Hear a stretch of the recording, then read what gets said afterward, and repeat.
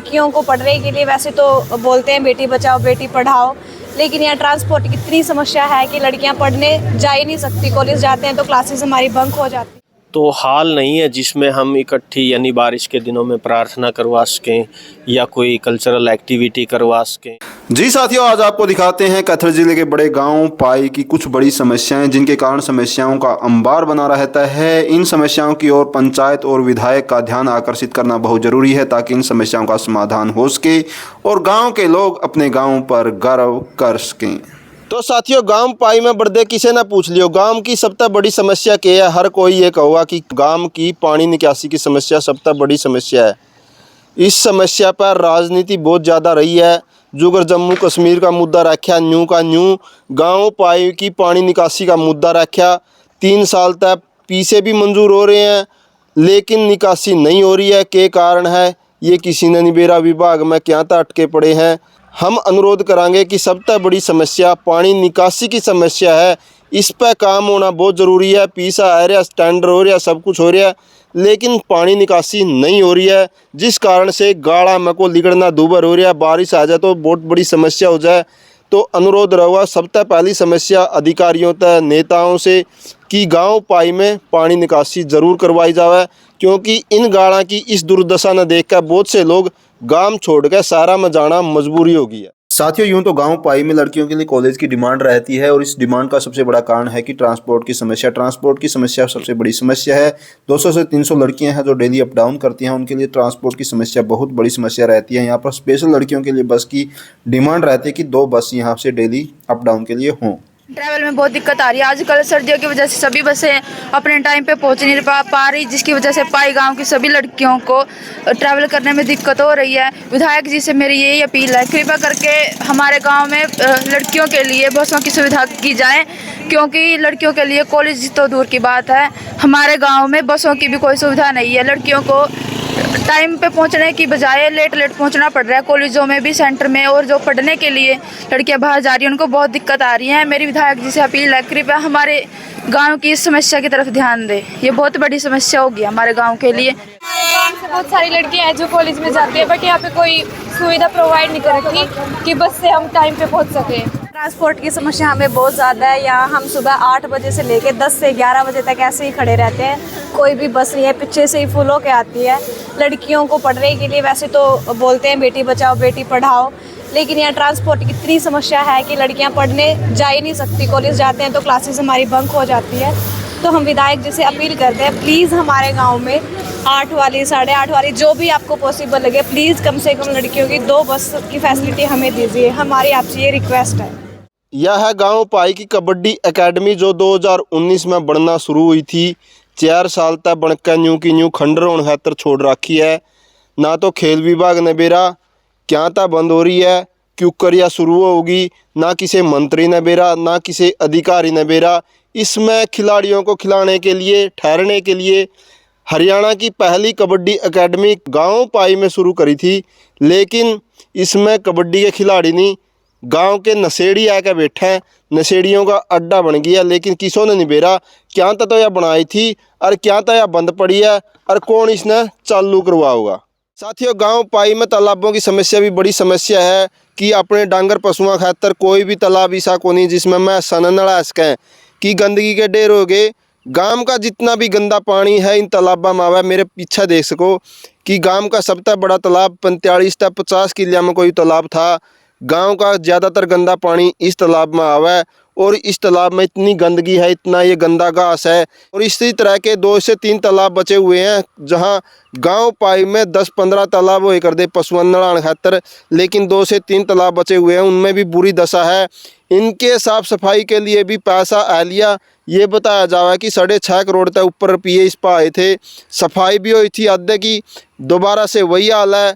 तो एक तालाब हो रहा है सुब्बे वाला तालाब, उसके भी 1.25 करोड़ रुपये लगभग आए थे, उसकी भी कोई साफ़ सफाई नहीं है। तो जो 2-3 तालाब बचे हुए हैं उनकी बहुत दयनीय दशा है। तालाबों की सफाई पर पैसा तो खर्च किया जाए, लेकिन इन तालाबों की हालात आप खुद देख सको कि गांव पाई के तालाब किस हालात में है कि लोगों ने पशु पालने छोड़ दिए, मजबूरी बन गई, क्योंकि पशुओं ने अपनी भैंसा नड़ाने खातर कोई जगह नहीं है। तो तालाब होए कर दे जे गाम में पशु होए कर दे, तालाबों के बिना पशु पड़ना छोड़ के गाम, ये भी एक मजबूरी बन चुका है कि तालाबों की सफाई के बिना गाम में पशु रखने लोग छोड़ गए।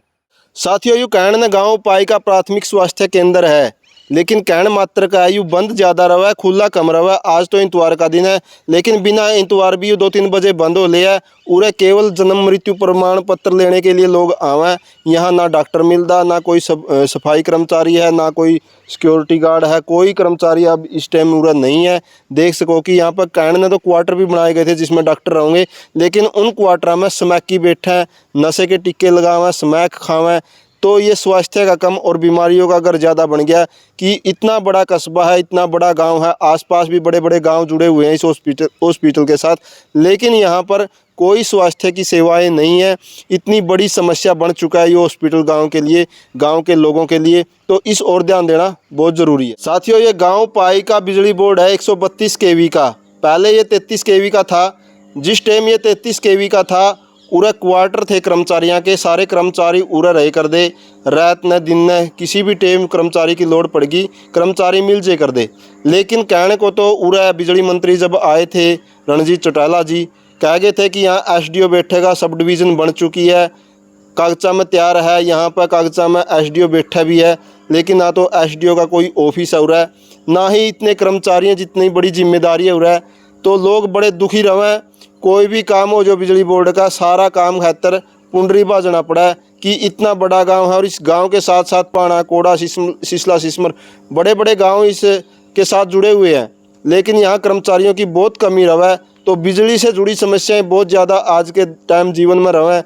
तो सीजन का टाइम खेता में बहुत परेशानियाँ आवा कि यहाँ सब डिवीज़न मंजूर हो चुका है, लेकिन यहाँ पर उसकी बिल्डिंग और यहाँ पर SDO बैठना बहुत ज़रूरी है, ताकि यहाँ के लोगों की, यहाँ आसपास के लोगों की समस्याओं का यहीं पर निदान हो सके। कहने तो गांव पाई में डांगरा का अस्पताल भी है कि उरा बीमार डांगरा ना ठीक करवा सकें, लेकिन उरा बीमार डांगर बहुत कम आवे क्योंकि वो अस्पताल खुद ही बीमार है। इसका बारना आगे कुर्डी के ढेर लग रहे हैं, पूरा अड़ंगा इसमें चढ़िया खड़िया। इसकी बिल्डिंग की समस्या थी, बिल्डिंग भी नहीं बना दी, नई बिल्डिंग भी बनन तो पहले ही खंडर होने लग रही है, ख़राब होने लग रही है, बोर्ड का कोई संभाल नहीं है।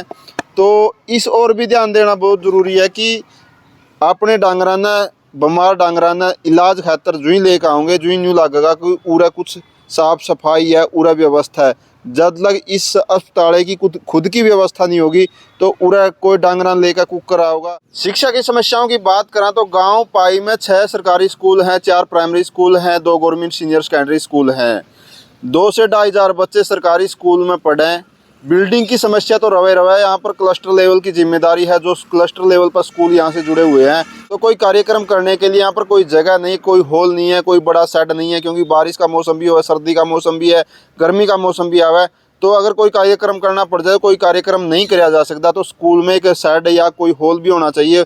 और जो बेसिक ज़रूरतें रवें शिक्षा की, स्कूलों की, वो ज़रूरतें भी पूरी करना बहुत ज़रूरी है। सर, अपने गाँव पाई में 6 गवर्नमेंट स्कूल है, 2 से 2.5 हज़ार बच्चे अपने सरकारी स्कूलों में पढ़ रहे हैं। क्लस्टर लेवल की भी यहाँ पर जो जिम्मेदारी है, यहाँ पर कोई फंक्शन करना पड़ जाए तो क्या कुछ समस्याएं हैं अपने स्कूलों में? सर, बाकी तो देखो सारी सुविधाएं हैं स्कूल में, कोई विशेष कमी नहीं है। मुख्य समस्या थी बिल्डिंग की, वो बिल्डिंग बन रही है, अभी जल्दी तैयार हो जाएगी वो। तो जो एक समस्या है, क्लस्टर लेवल पे भी बच्चे यहाँ कंपटीशन होते रहते हैं जी।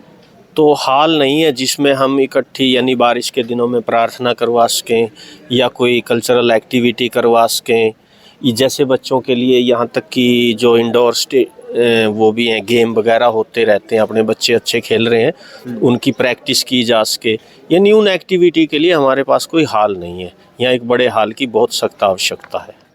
साथियों, ये बताया जावा कि अंग्रेजों के टाइम में गांव पाई में पटवार खाना हुआ करता, उस टाइम यहाँ पे पटवारी बैठे करता, लोग आसपास के गांव के लोग भी आकर पूरा काम करवाए कर दे।